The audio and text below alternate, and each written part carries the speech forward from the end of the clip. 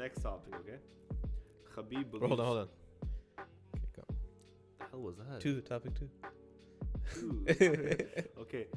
Khabib believes Justin Gaethje gave up a UFC 254, and he said that I don't think that I won this fight physically, but rather mentally. Yeah. I mean, sure. But that's a very clickbaity thumbnail. But I guess what he's trying to imply is that, like, physically, like, he already knew coming into the fight that this guy can't hang with me, you know? Like with the grappling department, everything, right? But then mentally, yeah, I guess it makes sense because once he took him down to the ground, like he didn't even try escaping, you know? He was just locked up like the whole fight.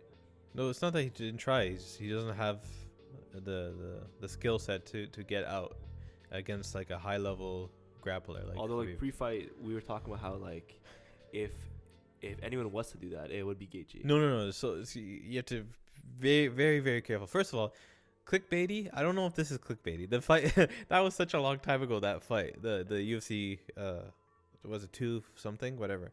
Gaethje versus right? No, not 5-6. Because 5-7 was Conor, right? And that was in February. No, it was a big difference. Anyways, so I don't know if it's clickbaity, but when we were talking about the fight, we were saying that Gaethje has the ability to stop the takedown. We didn't focus on what happens when it goes to the ground, which was one of our mistakes. Was not talking about what happens when turn off your phone. We didn't talk about what happens when it goes to the ground. We were focusing mainly on the striking and getting to the ground. From there, we just assumed, or I'll speak for myself. I just assumed, okay, he'll take damage from the bottom, and then the round will end, or he will scramble to his feet and then do it over and over again. What I forgot to focus or bring more attention to was what happens when Khabib decides, okay, I want to grapple, but I also want to try to go for submissions. Justin Gaethje, if you look prior to his other fights, his submission game defense is not very good, right? He doesn't want to be on the ground at all. That's why he has such good sprawls, right? And takedown defense. Shout out Sprawl Podcast. He has such good takedown defense is because he doesn't want to go to the ground, because he knows once he's on the ground, he doesn't really have the best jiu-jitsu. He doesn't have the best bottom game. He doesn't have the best sweeps. He's just really good at preventing the takedown. I think what he also Khabib was also referring to is before the fight started, Justin Gaethje had a game plan, and it's clear now what his game plan was. It was to constantly circle the cage and counter Khabib as he comes in. He gassed up because the pressure was crazy. Instead of adjusting to what the fight was, the fight that was happening in the ring, Justin Gaethje took that game plan and stuck to it to a T. Like, he was not averting, he was not changing, and then he started getting very, very tired. You can see the pressure really got to him, right? That jab that kept sticking him. He thought maybe Khabib would stay on the outside and just wait for his chance and go for a single leg and try to go for a takedown. But instead, Khabib just stood there and stuck him with his jab over and over and over again. Khabib did get hit though. He did get hit hard, and I think he overhand right a lot, right? Yeah, I forget. It's such a long time ago, that fight, but I remember he mentioned in a press conference or something. He's like, yeah, that was one of the hardest times I got hit. One of the hardest hits I took was from Justin Gaethje, and I don't know why he he put so much into his chin, like his belief in his chin, especially in his other fights too, against Conor as well. He got hit by Conor hard, right? With some knees too. Yeah, so he got hit by Conor a lot. Maybe he has so much confidence in his chin just because he doesn't get hit at all, like in any other fights or in training and stuff like that, because of his takedown, because of his grappling. So he's able to absorb those shots in the fight because he knows, oh, I don't have to worry about it, about my chin going.